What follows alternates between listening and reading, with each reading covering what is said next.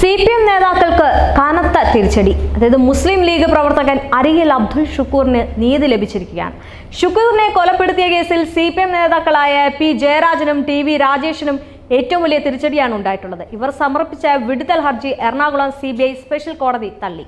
ഇരുവരും വിചാരണ നേരിടണം, കേസിൽ വിചാരണ കൂടാതെ വിടുതൽ നൽകണമെന്നാവശ്യപ്പെട്ട് 2023 ജനുവരിയിലായിരുന്നു പി ജയരാജനും TV രാജേഷും എറണാകുളം CBI സ്പെഷ്യൽ കോടതിയിൽ സംയുക്തമായി ഹർജി നൽകിയിരുന്നത്.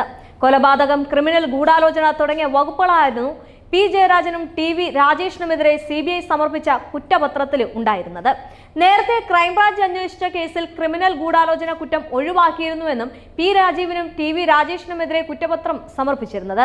പിന്നീട് അബ്ദുൽ ഷുക്കൂറിന്റെ മാതാവ് ആത്തിക്ക സമർപ്പിച്ച ഹർജിയിൽ ഹൈക്കോടതി കേസന്വേഷണം CBIക്ക് വിടുകയും കേസിൽ തുടരന്വേഷണം നടത്താൻ ഉത്തരവാവുകയും ചെയ്യുകയായിരുന്നു. അതിനെ തുടർന്നാണ് ക്രിമിനൽ ഗൂഢാലോചന കുറ്റവും കൂടി ഉൾപ്പെടുത്തി CBI പി ജയരാജനും TV രാജേഷിനുമെതിരെ കുറ്റപത്രം സമർപ്പിച്ചത്.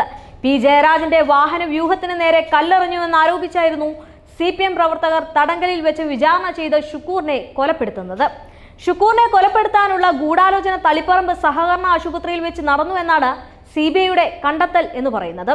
എന്നാൽ കേസിൽ തങ്ങൾക്കെതിരായ ഗൂഢാലോചന കുറ്റം അടക്കമുള്ള വകുപ്പുകൾ നിലനിൽക്കില്ല എന്ന് വാദിച്ചുകൊണ്ടായിരുന്നു പി ജയരാജനും TV രാജേഷും വിടുതൽ ഹർജി നൽകിയിരുന്നത്.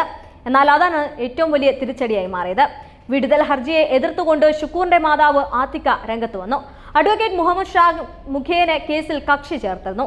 തളിപ്പറമ്പ് ആശുപത്രിയിലെ 315 നമ്പർ മുറിയിൽ വെച്ച് ജയരാജന്റെയും രാജേഷിന്റെയും നേതൃത്വത്തിൽ നടന്ന ഗൂഢാലോചനയിൽ പങ്കെടുത്ത 2 പേർ ഷുക്കൂറിന്റെ കൊലപാതകത്തിൽ നേരിട്ട് പങ്കെടുത്തിട്ടുണ്ട് എന്നും അത് സാധൂകരിക്കുന്ന കോൾ ഡേറ്റ റെക്കോർഡുകളും മൊബൈൽ ടവർ ലൊക്കേഷൻ വിവരങ്ങളും തെളിവുണ്ടായിട്ടുണ്ട് എന്നും ഗൂഢാലോചന നേരിട്ട് കണ്ട ദൃക്സാക്ഷികളുടെ മൊഴികളുണ്ടെന്നും അതിനാൽ തന്നെ വിടുതൽ ഹർജി തള്ളണമെന്നും അഡ്വക്കേറ്റ് മുഹമ്മദ് ഷാ CBI കോടതിയിൽ വാദിച്ചിരുന്നു.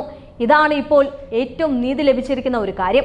ഇരുവിഭാഗവും വാദം കേട്ട ശേഷമായിരുന്നു കേസിൽ ജയരാജനും രാജേഷും വിചാരണ നേരിടണമെന്ന് കണ്ടെത്തിയ കോടതി ഇരുവരുടെയും വിടുതൽ ഹർജി CBI സ്പെഷ്യൽ കോടതി ജഡ്ജി പി ശബരിനാഥന് തള്ളിയത്.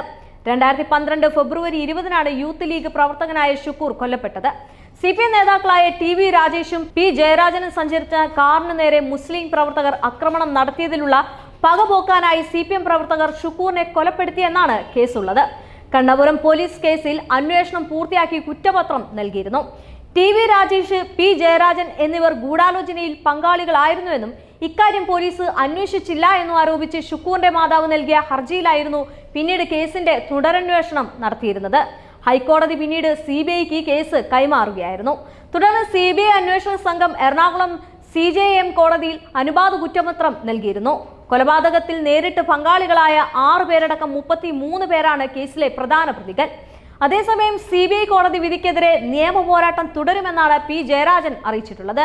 നിയമവിദഗ്ധരുമായി ആലോചിച്ച് വേണ്ട നടപടി സ്വീകരിക്കുമെന്നും ജയരാജൻ ഫേസ്ബുക്ക് പോസ്റ്റിൽ കുറിച്ചിട്ടുണ്ട്. അരിയിൽ ഷുക്കൂർ വധക്കേസിൽ കോടതി വിടുതൽ ഹർജികൾ തള്ളിയതിൽ പ്രതികരണവുമായിട്ട് തന്നെ മുസ്ലിം ലീഗ് ദേശീയ ജനറൽ സെക്രട്ടറി PK കുഞ്ഞാലിക്കുട്ടിയും രംഗത്തെത്തിയിരുന്നു. കോടതിയിൽ നിന്ന് നീതി ലഭിച്ചതിൽ സന്തോഷമെന്നാണ്. ഷുക്കൂറിനെ വധിച്ചത് ഗൂഢാലോചനയ്ക്ക് ശേഷമാണെന്നും കുഞ്ഞാലിക്കുട്ടി പറഞ്ഞിരുന്നു.